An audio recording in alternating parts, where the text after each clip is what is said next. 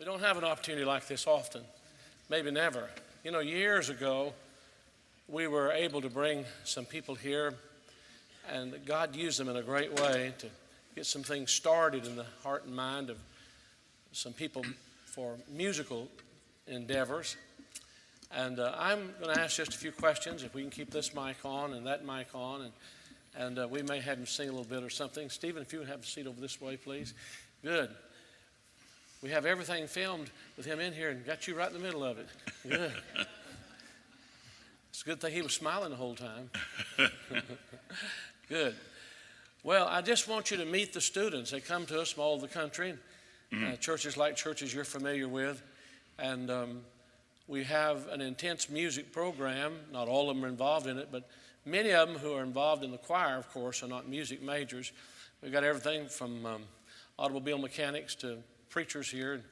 But we have started from the very beginning. We wanted to have what we call the Crown College Choir and sing only songs about the Lord and honoring Christ. And we wanted to have a large choir. And Dr. Earl Holloway was the man who got that started. And now the Lord sent along Dr. John Thompson. And John is tremendously qualified, but has a great heart, too, for the Lord. Loves the Lord, grew up in a preacher's home. And we think God gave him to us to carry on this legacy. And as a matter of fact, he's exceeding what we've done in the past, and we're grateful for that. But tell us a little bit about how you got started. You didn't start out this way. Were you singing as a child in a Christian home, singing in church? How did it all begin? I mean, when was the first time you can remember doing something like this to serve the Lord? Well, first of all, I just want to commend the choir. That was tremendous, and what a precious blessing it was to me, because I was involved through the music education classes that I took, of course. Hate to tell you this, I was a bassoon major starting out. Really, the first semester in college, I was a civil engineer major, and I didn't think they had a music department at the college where I went to, so it took me by surprise, and as soon as I found out there was one, halfway through the first semester, I was spending my time in the music department. And someone had a talk with me. I was telling the pastor and said, Squire, you have a lot of choices in front of you, what you could do with your life, but it seems that you've been involved in music your whole life, and you've been drawn to it. And may I suggest, to do something, whatever you choose as a vocation, you're going to be spending at least 8 hours a day, 5 days a week, and for many years, whatever vocation that you choose. So he said, my suggestion is for you to look at this thing, and if you want to be an engineer, that's fine, but he said, why were you drawn to be an engineer? I said, well, my summer jobs, I'd worked with the State Road Division with engineers in West Virginia on the interstates. I was on a research team. We traveled from place to place. So I was impressed by these men and by how much they made. So I told the guy, I just wanted to make a lot of money. I've never had much. Well, he said, well, I understand that, but I think you should consider, rather than the money, it's what you enjoy doing, since you'll be spending at least that much time. And he said, it looks like you certainly enjoy your music. Now, music can be something that's done on the weekends or as a hobby, but for me, I knew that I was certainly drawn to it. And even though at that time when I changed my major, I thought the only thing that I had available to me was to be a school teacher, band director, choir director, but that was fine with me because I enjoyed it. So I ended up being a double major of instrumental and then also vocal, voice major. And then finally I had to make a choice between the two if I wanted to graduate in 4 years, and so I made the bassoon the minor. And for one thing, I'm sure glad I did, because I would not be able to still yet to afford a good bassoon. They're thousands of dollars. But anyway, I sung with the light opera and was invited by the Opera Guild in Charleston, West Virginia. I'll never forget one phone call that I got from the director of the symphony orchestra. He said, "Squire, we need you. I was singing as a church soloist for Christ Church United Methodist." This was through college. I've kind of started in my college life. But anyway, it was a scholarship, so to speak. I practiced with the choir on a Thursday night. And then at Christ Church United Methodist, they had 3 services on Sunday morning. And I was to sing and lead the congregation music and just singing for the 8 o'clock chapel services. That sure cut down on my Saturday night, I tell you that. And then at 9:45, I was joined by the sanctuary choir, and also at 11. But I was a bass soloist at that time. That was how I was trained. But anyway, the phone call from the symphony director said, "Squire, we want you here. You could do it. You could do it." And I said, "Sir, but," he said, "Don't say but to me." He was very, emphatic. He said, "If you want to do it, you would sell your mother to do it." I said, "I don't want to sell my mother, and I don't want to," I thought, this thing's going to own me, So I'm going to stick with where I'm at. And so I stuck with being a soloist for about 2.5 years, and then accepted interim choir director at Calvary Baptist Church in Charleston, West Virginia. Now, all of this was the classics, great classics of hymns and the oratorios, and that was a good experience. Little did I know for me for the rest of my life. I was brought up in a Christian home where my dad loved gospel music. His brothers would sing with him, and I enjoyed it so much. I really loved the music. I taught myself to sing the old-fashioned shape note style of music. I was on the farm, so I didn't have a lot to compete with it. And so I would take the songbooks, and that was my pastime, going through them, singing the songs, new songs and old songs, singing all the parts at different times. So that was how that I spent my youth. And in high school, I started my first quartet. I loved the Southern gospel music, and that was something that was very dear to me at that time, and started my first quartet. And we enjoyed singing through high school. At Dr. Reynolds, who's been here, John Reynolds, his dad, Orland Reynolds, would have us to come and sing at his church. We didn't get that many invitations. I found a rehearsal tape the other day of where we were practicing an a cappella song, and we were so bad that we quit singing and laughed at ourselves.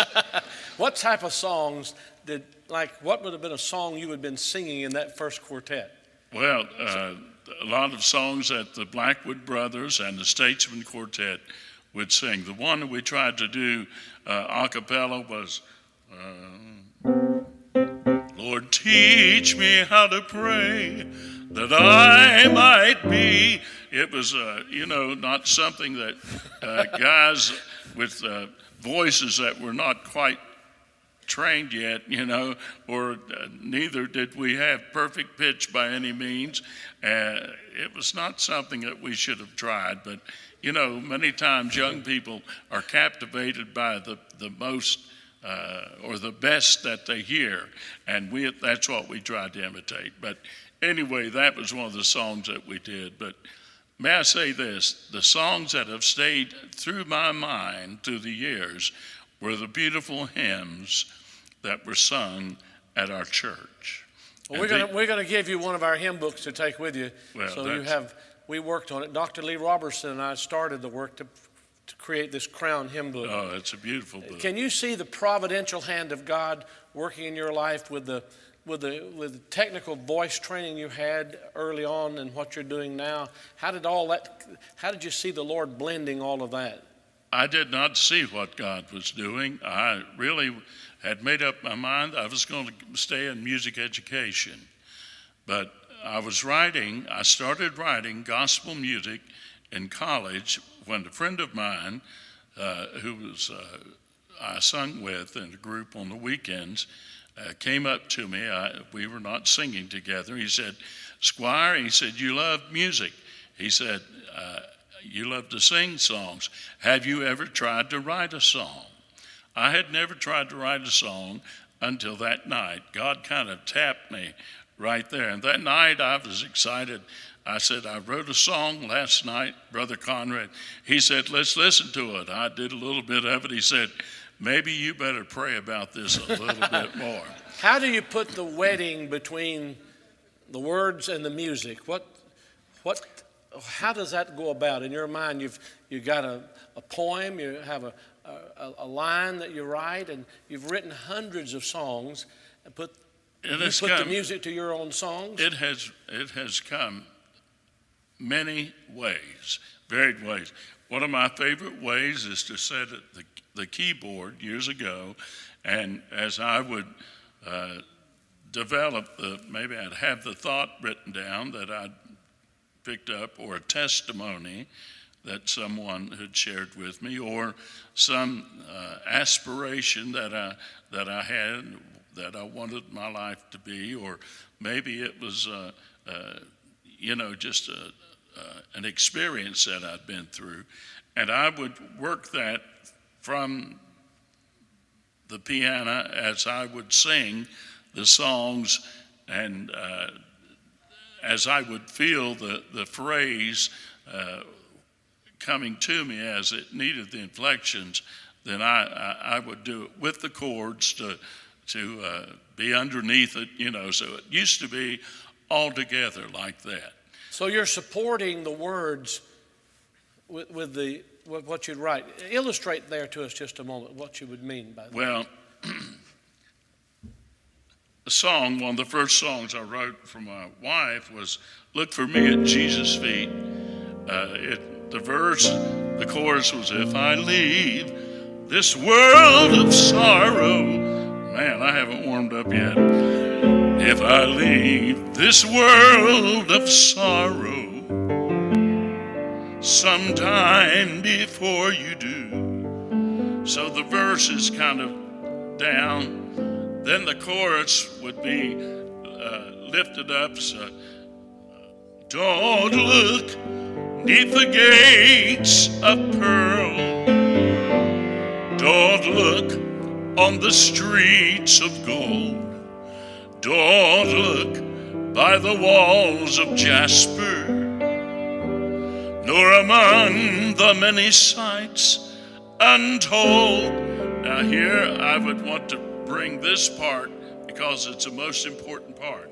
"For I've been longing and I've been waiting for the precious Holy One to see." So that's what I'm talking about, and letting the music. So it's building up to that. Yes, and to try to have the music to chord-wise, and also the melody to support the most important part of the song. That's a beautiful song, and it's been sung by thousands of people. We've sung it here. But it was written for you were thinking about your wife? Yes. Tell about that. Now, let's back up just a moment, if you don't mind. Did she marry a guy who was going to be an engineer or a singer or no, a teacher or what? They're thinking about God that, at least let her know what she was getting into.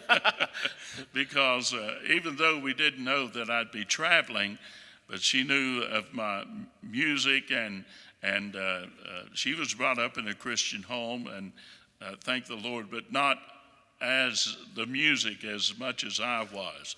And they were not involved that much. She was in band and all like that, but she was always there to, she was my sounding board. I mean, and no holds barred. I mean, she'd let me know, say, I don't think that's working, honey, you know. And so you need someone like that, you know. If all you do is just have yes people around you all the time, you're not going to improve. So a submissive wife doesn't mean she's silent. She just speaks the right way and the right time, the right place, but she tells you exactly what you need to hear. But she certainly, during those years, the way this song came, we were already married, and I was starting home on a Sunday night. She was with me from church, and she said, honey, I worry about you being on the road so much. And little did we know what was ahead of us. That was just teaching school, and I traveled from school to school, and also singing on the weekends. That's what she meant. And we were talking about, then that started me thinking along these lines of look for me at Jesus' feet. You know, if when you sing that, you're not tentative. You know, when preachers are preaching, they're not tentative. They're not just saying the words. There's feeling, emotion, passion in it. Yes. You sing that way. Is that something because of your love for the Lord, or training, or a combination of everything? Because there's such enthusiasm when you sing those words. I think that, well, first of all, I want to go back to my dad. And when I first started singing, we never sung out of our community and never traveled. But when I would sing at church, and Dad would always tell me, he always wanted songs that were right in theology. And even though, he was one of the greatest scholars I've ever known, but he didn't get to go that far in school. But Dad studied the Bible his whole life. And singing, he wanted to make sure the songs were right on. And this is what he told me. He said, find you a song that you could identify with. And he said, get your mind upon, not only the melody, not only the music, but something that you can get into, so to speak, or it get into you also. Amen. That you can be excited. If you're not going, well, this kind of goes on to college, what I heard there. If you're not excited, how are you going to expect the people to be excited? So you can put your heart in it. Yes. And choose songs that, first of all, that you can identify with. And also that are in your range, that suits the occasion. Know the people. That's one thing I found through the years of singing at those churches through college. I never got to sing a gospel song. They were all the old hymns. And right at first I didn't understand it, since I was brought up in the gospel realm. But then I realized this is the music that God has used to speak to these people. And if I would sing a gospel song, they would be more taken back by perhaps a rhythm or the way that it's sung, and not really hear the message that a hymn would bring out. So, well, what is the message you're trying to get across in a song? Well, for me, the message, and one of the reasons that I chose gospel music when I had the opportunity to write and to focus on it, was my love for the Lord. Since the time that I was saved, I always enjoyed singing about the Lord. And nothing else, like one of the old songs says, thrilled my soul like Jesus. And that was a desire that I had in my heart to sing these songs and to try to share my faith with others. So that was, people have asked me if I might move to something else. Do you get nervous when you're singing in front of people. And this kind of goes together with, if I was just looking at your faces and who you are, and perhaps the scholars that are here, I'd be shaken right now.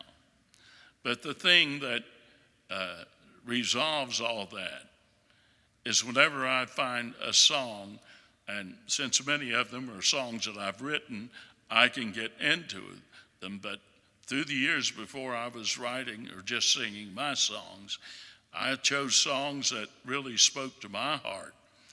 And when I get to singing about the Lord and about the song that speaks for me, I no longer am seeing the people. I may be looking that way with my eyes, but I don't see them.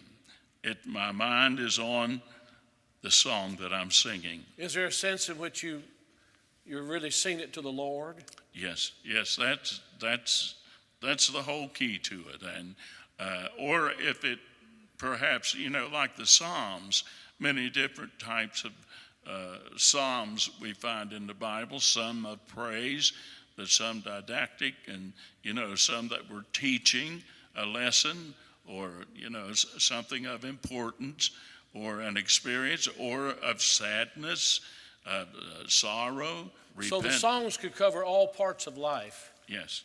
All parts of life. Yeah. What about, could you take any song and just like, if you were just starting on that song, if they're thinking someday they think they might write a song, they love the Lord, love music, you'd get a phrase or two phrases, or you find a poem, or you'd write the words down and then put the music, or find the music and then put words to it. What order? Could you just work on that a little bit like you're on your own in a private place, and talk to us over the microphone how you're putting that together?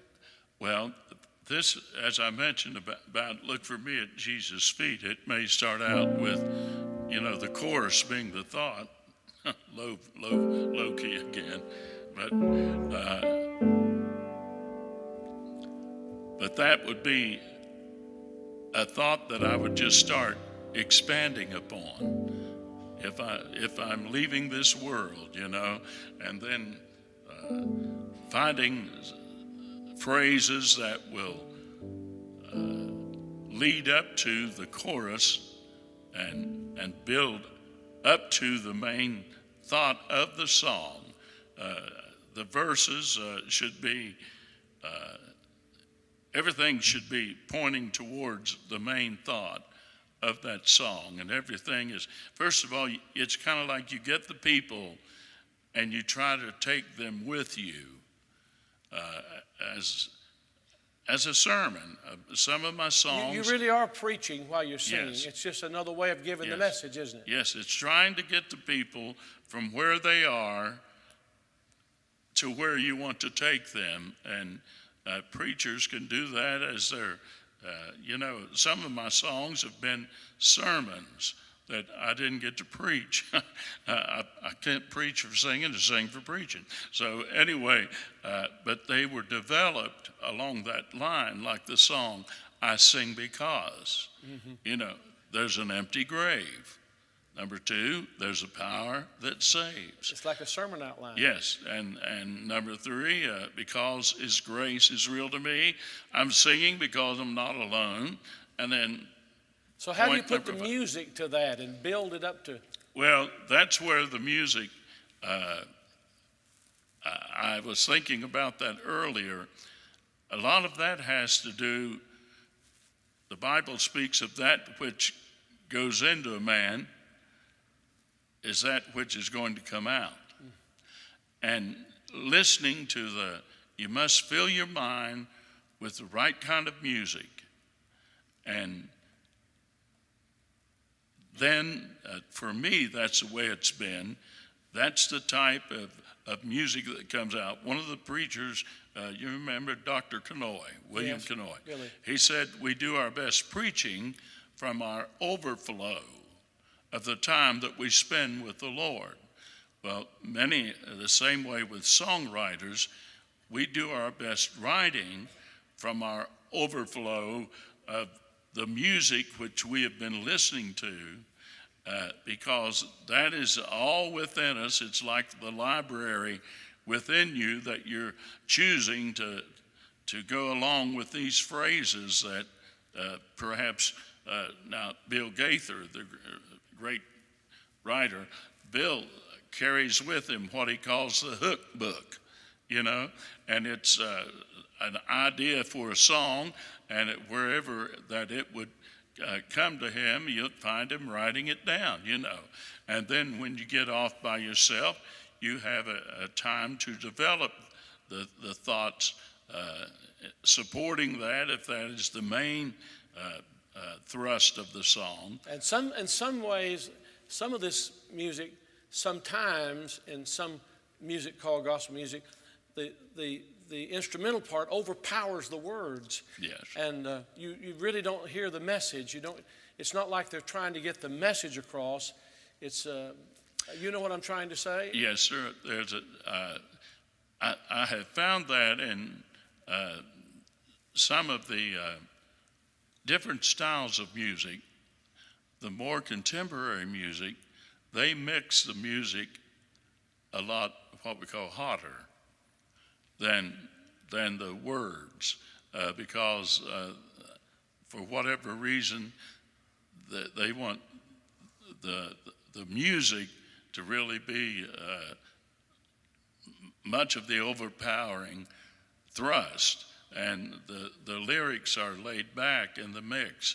But that can appeal to the emotion more than to the spirit of a man. Yes, it certainly can. And some people they could involved in music, whether it be secular music or Christian music. It doesn't make that much difference to them, and you bring a producer in that perhaps has produced country music, and you're going to ask him to produce your album. Well, you may get the name, but you also get his style of production. And many times artists or the singers are paired with a record company, will put them with a producer who they want their music sound to be that style. Yes. What about songs that you didn't write that you might enjoy singing? Like, for instance, the classic, wonderful song, I'd Rather Have Jesus. Yes. It's a testimony song. Do you do songs like that? Tremendous, yes. That's years ago I did many songs like that, and it was one of the songs that impressed me in gospel music years ago was The Lighthouse. Yes. It was right. That song I sung, and it impressed me. And as I watched how God used that in many of the services, I've told Ron Henson many times, I said, that song has made me want to write songs that could carry a message of hope to people. That's wonderful. And songs such as that. And then, of course, whenever I started getting quite a few songs myself, I ended up singing mostly songs that I've written. However, if I'm up here and I'd rather have Jesus go through my mind, or someone would request it and I could remember it, I certainly would want to do that. What songs do you enjoy singing that you've written most? If someone's just, I know that you're famous for things that you've done among God's people, like Beulah Land, but is that, I hate to ask this, but is that your favorite song? It's one of our favorites, but what would you sing if you just had one song to sing? Well, I guess it would be Sweet Beulah Land, because I'm still amazed that God put his hand on that. He has kept his hand on it, hasn't he? And yes, that song was recorded in the basement of a friend's house, and probably the last song of the session. It was recorded, and I even had to help sing on the original cut, the background voices on it, and had to do most of the arranging. And that was one thing. At one time, I had to say, now look, I want the voices out front, and the people. And so I had a voice in my recordings at that time and since that time. But What do you mean you want the voices out front? Out front, the music to be subservient to the underneath yes, supporting yes. the words. And you can take. Can you illustrate that? Sir? Can you illustrate that? Well, because they're learning to sing in a way that pleases the Lord. If we would do the same song, Look for Me at Jesus' Feet, it'd be very easy to go to the chorus. Don't look beneath the gates of pearl. If you could do a lot of arpeggios and a lot of things while the voice is going on, while the vocal's going on. Now do it the right way to get the message. Don't look neath the gates of pearl. Now you could do what they call in doing the fills. Then the music can help then. So a pianist and an accompanist could be two totally different animals. Oh yes, by all means. And when you find one that understands that principle, that's not just trying to make, but they're more concerned about the ministry of the total song. We have heard pianists playing congregational music, and you really didn't even know the words or what was being sung in the hymn. They were just doing so many different things with the piano. It's like a lot of racket with a, I guess that if I could play like some of the great pianists, I'd be tempted to do that because, maybe they're saying, Lord, this is my best for you. But we have to keep things in their context. It's the same way with a singer. You may be able to sing a real high note or a real low note or a very loud note, but does the song call for that at that time, And what you're embodying in all of this is that in all things he might have the preeminence. That's right. Everything is under him. He's over all the rest of it. To me, that's the most important thing. That's because you're a Christian and you've learned to love the Lord. Well, I'm going to give you a little scenario that I'm going to sit down and I want you to finish with a song if you won't mind, whatever you want to sing. But let's imagine you're talking to these young people who want to serve the Lord, and they have a song in their heart. They have words. What would make them think that this would be good for others? It's not just that somebody would buy it, but it would be a blessing, and God would touch it. It would have to be honoring the Lord. So talk to them just a little bit about that, like you're trying to give them a little clue about getting started off, and then sing something for us. We're certainly happy to have you here. It's a joy. Thank you, sir. Well, I think everyone that writes a song is thrilled that they've written a song, especially as we start out. And sometimes we think, I have people coming up to me, giving me songs that they want me to sing, and when I listen to it, I'm thinking, someone has encouraged them the wrong way. I don't mean this to be ugly, but I tell some people, some songs are meant for you and the Lord alone. And if you're writing a song and it's in praise to the Lord, that's the way I've written many songs that will not ever be recorded, and perhaps I may never sing them out. But they were a song between the Lord and I. I have it written down. I go over it every once in a while, and it brings joy to my heart when I think what God did to inspire that. But I realize that others may not comprehend what I was saying, or they may not understand everything behind it. So, first of all, you have to be objective if you want others to hear the song. There are some songs between you and the Lord, and you thank him for what he gives you. But it may not be a song that will be for everyone. And the way that you find out is usually God gives each of us a circle of friends that we can sing our songs to, and we can get the feedback from them. Now, it may be a small circle of friends, and then maybe you need to enlarge that circle, or if you can. And it may be some people don't want to hurt your feelings, and some people that, if at a church have encouraged some people to do things, and they thought that everybody was going to feel that way, and which it doesn't always work that way.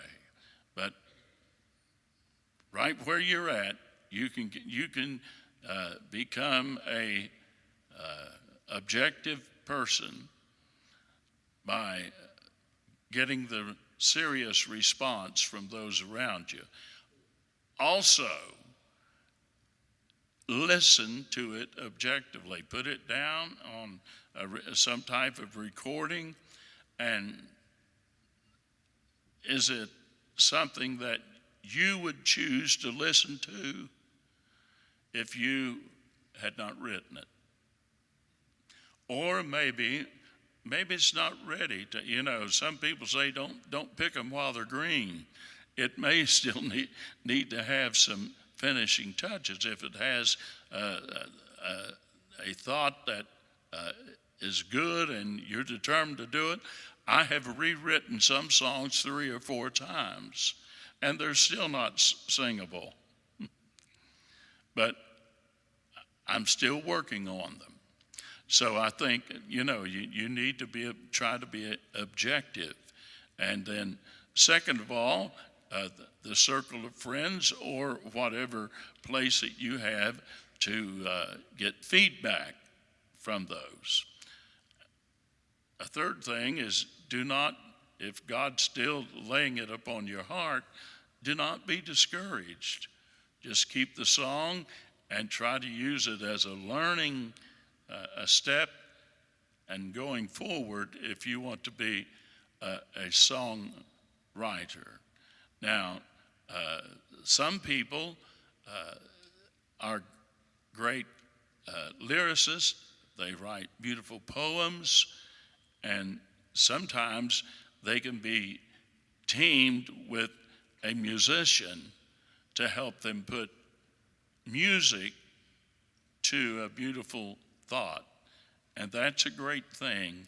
There have been many people down through the centuries that God has paired together with someone writing a poem and then someone who's able to put it to music and to take it in what we might say a more palatable form.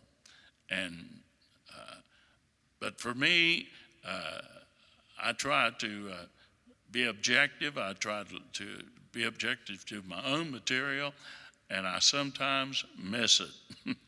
I send a song to some people, they say, send me a song that we might record. I'm thinking, this is really their style, and man, somehow I miss it completely.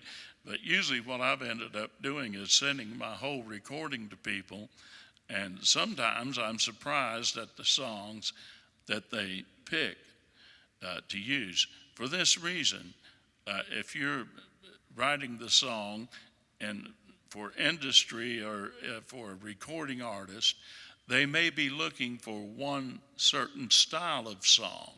Your song can be very worthy, but they're looking for another style of song. So you don't want to be disheartened. If God has laid it on your heart, keep going and try to learn as you keep writing. I look back, as I said, to some of my earlier songs, And I am so thankful I did not try to get some people to record them, because they're as far as writing, they were not at all something that should be in the marketplace, you might say. But they're special to me. And I still keep those songs, and I go through them, and maybe with a smile on my face at my feeble effort, but many times just thanking the Lord that it was a preamble to another song, such as this.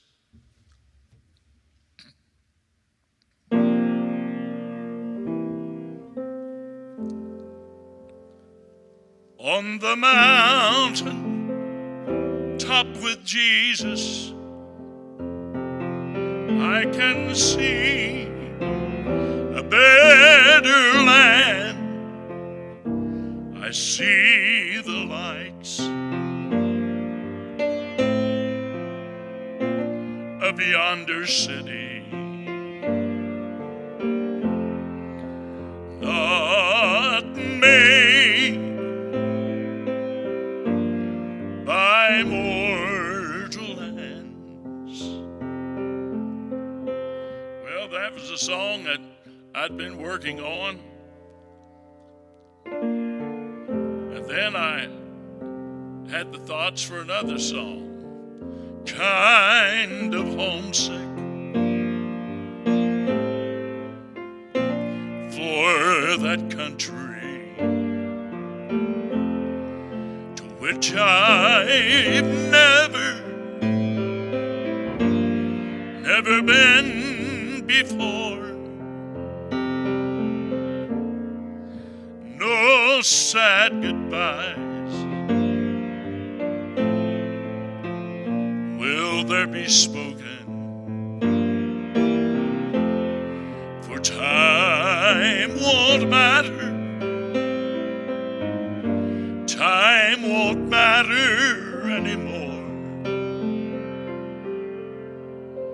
Beulah land, I'm longing for you, and someday on thee I'll stand.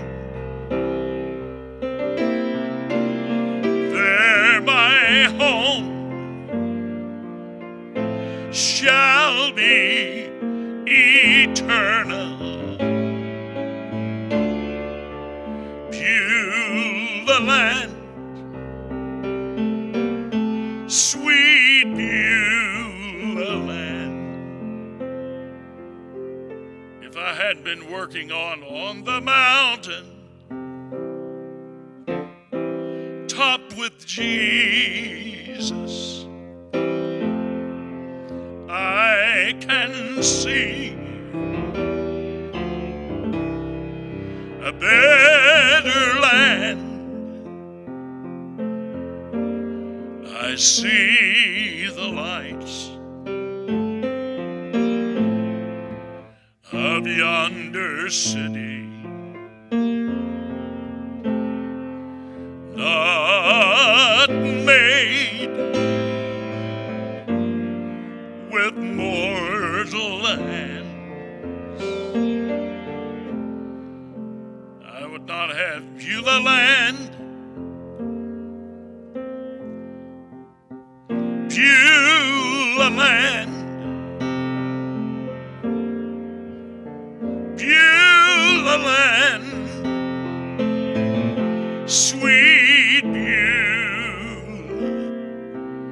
land. I want you to know, Squire Parsons, that God has used you to be such a blessing to Thank me. you, brother. Thank you, brother. And I needed it at this moment.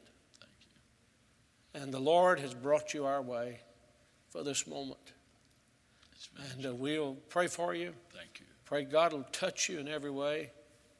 But you have been such a blessing.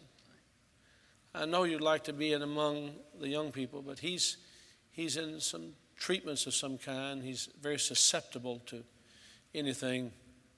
So we know you have to do that. But we love you and we're praying for you. Thank you. Thank you so much for being with us. Hadn't it been such a joy? Thank you.